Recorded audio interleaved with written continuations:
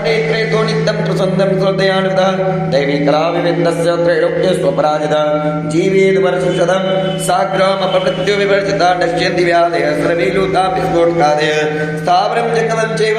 कृत्रिमं चापि अद्भुतम् अविचाराणि शर्वाणि पुत्रयन्त्राणि भूतले भूचराश्चैव जलजाश्चोपदेशिका सहजा कुलजामालाडाग्निशाग्नि तदा अन्तरिक्षजराघोराडाग्न्यश्च महाबला ग्रहभूतपिशाचाश्च यक्षगन्धर्वराक्षसा ब्रह्मराक्षसवेतालाक्षमाण्डावैर्वादय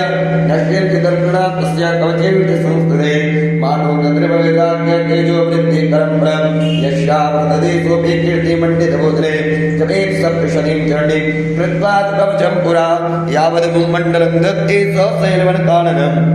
तावत्तिष्ठति मेदिन्यां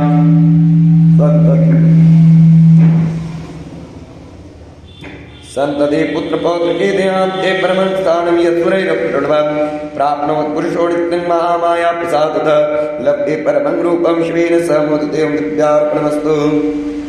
माँ काली माँ उग्रतारावकदेशेत् कात्यायनी स्वरूपिण्यै श्री दुर्गा मातार्पणमस्तु सां सदाशिवार्पणमस्तु।